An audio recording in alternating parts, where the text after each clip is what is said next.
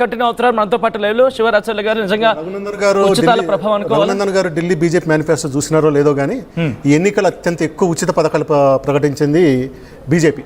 ఎట్లా? బీజేపీ ఉచితాలకు ఎప్పుడు వ్యతిరేకమే, కానీ ఢిల్లీలో ఎల్పిజి సిలిండర్ మీద 500 రూపాయల సబ్సిడీ ఫస్ట్ నెంబర్ 1 పాయింట్. మీకు మోడీ ప్రధానమంత్రి మొదట్లో చూస్తే అందరికి మెసేజ్లు వచ్చేది మన బాక్స్లో, దేశ అభివృద్ధి కోసం మీరు మీ సబ్సిడీని వదులుకోండి అని వచ్చేది. కానీ ఈసారి మొట్టమొదటిసారిగా వాళ్ళు ఎల్పిజి సిలిండర్ 500 సబ్సిడీ ప్రకటించారు. రెండోది మహిళలకు 2500 రూపాయల పెన్షన్ ఇస్తామని చెప్పి ప్రకటించారు. మూడోది గర్భిణీ స్త్రీలకి 21,000 రూపాయల మనీ ప్లస్ 6 కిట్లు, అంటే 6 నెలలకు సరిపోయే 6 న్యూట్రిషన్ కిట్స్ ఇస్తామని చెప్పారు. ఆటో వాళ్ళకి, భవన నిర్మాణ కూలీలకి 10 లక్షల జీవిత బీమా అంటే ఇన్సూరెన్స్ ఇస్తామని ప్రకటించారు. తర్వాత ఉచిత కేజ్రీవాల్ ఏదైతే కంటిన్యూ చేశాడో ఉచిత విద్యుత్ 200 యూనిట్లది, ఉచిత వాటరు, ట్రాన్స్పోర్టేషన్, అది మొత్తము కూడా మేము ఫాలో అవుతామని చెప్పినారు. అందరికన్నా ఎక్కువ ఉచితాలు ప్రకటించింది బీజేపీ ఎన్నికల్లో.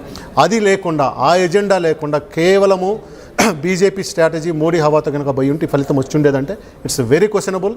బీజేపీ స్ట్రెంగ్త్, బీజేపీ ఎలక్షనీరింగ్, దానికి అదనంగా ఉచితాల మేనిఫెస్టో మాత్రమే ఈ విజయాన్ని వీళ్ళకు సాధించి పెట్టిందిగా చెప్పాలి మనం. అది right. Me results back to back చూస్తున్నారు. ఇంట్రెస్టింగ్ గా ఇక్కడ కల్కాజీకి మాట్లాడుకుందాం. కల్కాజీకి సంబంధించి 12 రౌండ్లు కానీ 9 రౌండ్లు పూర్తయ్యాయి. ఇక్కడ ఆతిషి ఇంట్రెస్టింగ్ గా మారుతోంది ఫైట్. కేవలం 200 ఓట్ల తేడాతో మాత్రమే డిఫరెన్స్ ఉంది. 200 ఓట్లు మాత్రమే డిఫరెన్స్ కనిపిస్తోంది. ఎందుకంటే 12 రౌండ్లు కానీ 9 రౌండ్లు పూర్తయ్యాయి. 9 రౌండ్లు పూర్తయినప్పటికీ ఇక్కడ ఆతిషికి 36,018 ఓట్లు ఇక్కడ నమోదయ్యాయి.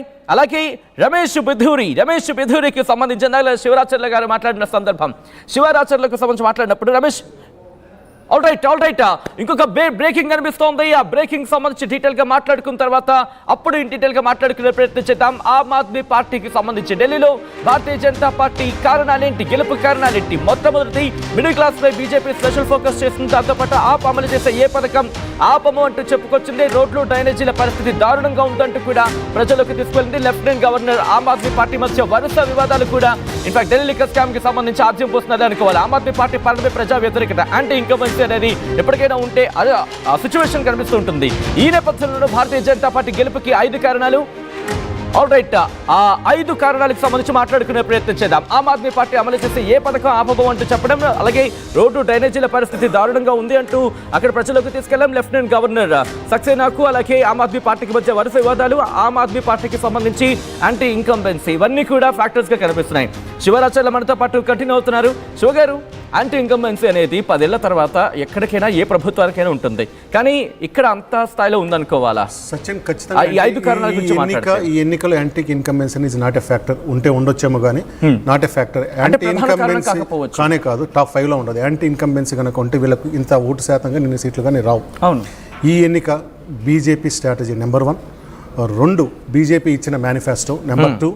3వది కేజ్రీవాల్ పొత్తు లేకుండా ఏకపక్షంగా పోవటం అనేది నెంబర్ 3.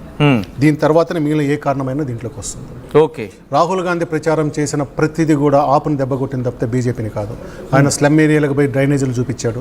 ఇవన్నీ కూడా ముఖ్యమంత్రి చేయాల్సిన పరిష్కరించలేదన్నట్టుగానే పోయింది. అంతేకాని కేవలం మాకు యాంటీ ఇన్కంబెన్స్తో పోయింది అనేది కాదు. యాంటీ ఇన్కంబెన్స్ పోతే ఇన్ని సీట్లు రావు, ఇన్ని ఓట్ల శాతం రాదు. అలాగే డ్రైనేజీలు కావచ్చు, పారిశుభ్రం గురించి మాట్లాడడం జరుగుతుంది. ఇక్కడ యమునా నది గురించి మాట్లాడుతున్న సందర్భం, గత 5 ఏళ్ల క్రితమే యమునా నది నేను బాగు చేసేస్తాను, యమునా నది నీళ్ళు ఇలా తీసుకొని తాగొచ్చు అన్న లెక్కలో మాట్లాడిన కేజ్రీవాల్, కానీ ఈరోజు దాన్ని కనీసం చేయలేపాడు. ఇంకా పొల్యూషన్ ఎక్కువైపోయింది, దాన్ని ఇంకా పొల్యూట్ చేసేస్తాడు అనేది ఇది కూడా ఒక బలమైన ఫ్యాక్టర్ కింద అనుకోవాలి. వాస్తవంగా ఢిల్లీ ముఖ్యమంత్రి యమునా నది పక్షాలను చేయడానికి అతనికి ఎలాంటి హక్కు లేదు, ఎలాంటి ఫండ్స్ లేవు. అతని పరిధిలోని అంశం కాదు, అనవసరం తలకెత్తుకున్నాడు ఆయన. ఒక్క షీలా దీక్షిత్ మాత్రమే దాన్ని కాలుష్యాన్ని తగ్గించింది. ఎలా తగ్గించిందంటామా, ఏదైతే ఇండస్ట్రియల్ ఏరియా ఉందో ఆ ఇండస్ట్రీస్ మొత్తాన్ని కూడా టైం లైన్ పెట్టి మీరు ఇంత కాలంలోపు ఇక్కడ ఖాళీ చేసి బయటికి పోవాలి. నోయిడా అంటే న్యూ ఓక్లాండ్ డెవలప్మెంట్ అథారిటీ. ఇప్పుడు ఓక్లా సీటు మనకు నడుస్తుంది, MIM 2nd ప్లేస్లో ఉంది అక్కడ.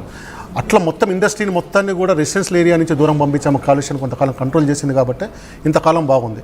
అరవింద్ కేజ్రీవాల్ దీనికి సంబంధించి ఎలాంటి అంటే ఇండస్ట్రీస్ని తరలించడం కానీ, కొత్త ఇండస్ట్రీస్ రాకపోవడం కానీ, ఇలాంటివి చేయలేకపోవడం అంత పెరిగింది. ఇతను ఎలా తాగనిస్తాడు? పైన యమునా అనేది ఇక్కడ పుట్టట్లేదు, పైనుంచి పుట్టి వస్తుంది. ఎన్నికలప్పుడు నేనేం చెప్పాడు, హర్యానాలో ఉన్న బీజేపీ ప్రభుత్వం కావాలని యమునా నదిని కలుషితం చేస్తుంది, విష పదార్థాలు దీంట్లో కలుపుతున్నారని చెప్పి ప్రచారం చేసింది. అదే ఆయనకు తిరిగి కొట్టినట్టుగా చూడాలి ఇప్పుడు.